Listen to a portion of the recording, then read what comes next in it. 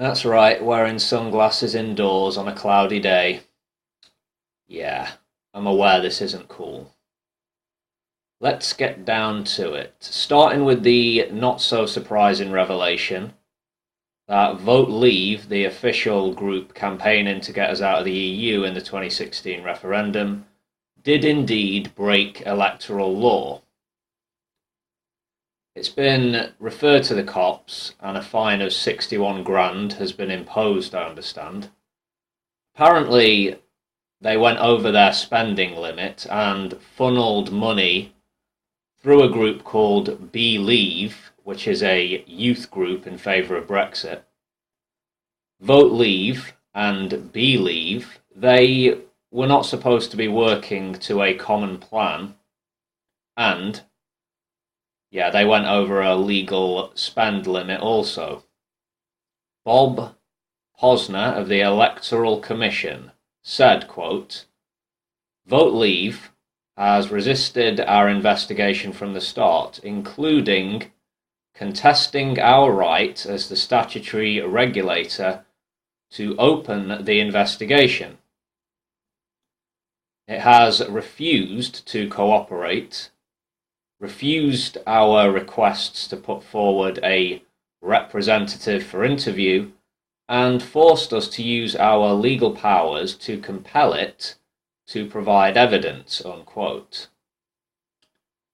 Now, a spokesman for Vote Leave has gone on the attack, trying to discredit the report by the Electoral Commission, finger pointing at the other side, suggesting that the Commission is biased and politically motivated to attack the Leave side. Yeah. There are other Brexit campaign groups who have been fined. One called Veterans for Britain, which inaccurately reported a donation. Another group called Leave.eu was fined quite heavily for not declaring a substantial sum spent on the campaign. So, plenty of law breaking. The Remain side also got fined for not providing invoices when they should have been. None of this changes the outcome, of course. These rule-breaking, underhanded antics, shall we say, will merely be historical footnotes, one suspects.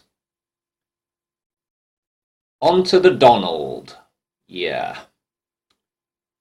First there was that performance in front of NATO leaders in Brussels, where he said, "Germany is totally controlled by Russia," or "it's a captive nation," something like that. Obviously, many people in Germany are going to find that deeply insulting. He's been going after Merkel for some time.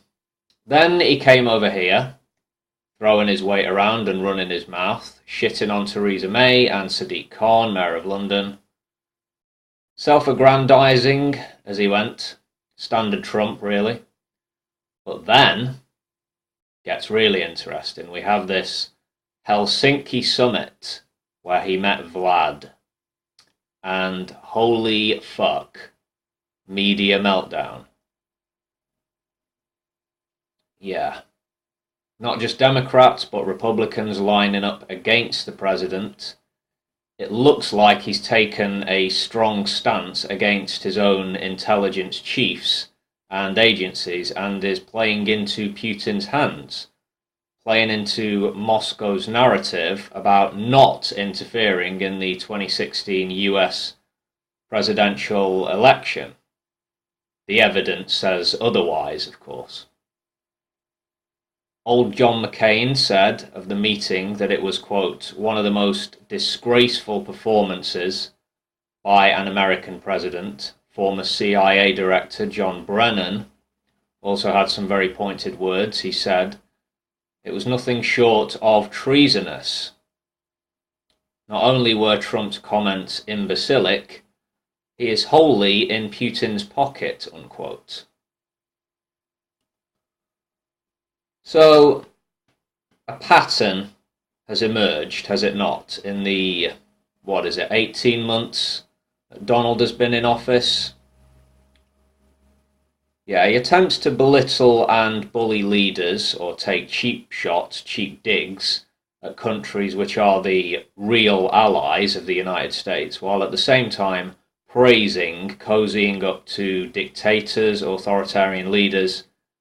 And in Vladimir Putin, he's being all buddy-buddy with someone who poses a genuine threat to the democratic world. No criticism or sharp words for Vlad.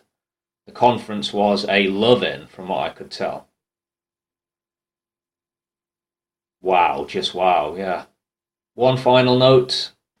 Syrian government troops are now back in control of Al-Hara Hill in Dera province, which has been in rebel hands for almost 4 years.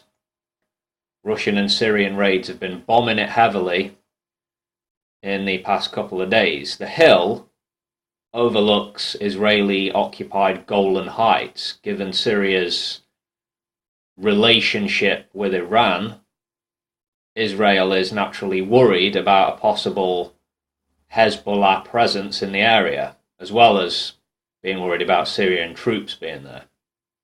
So, more shit, potentially. On that happy point, farewell, and take it easy if you can, folks.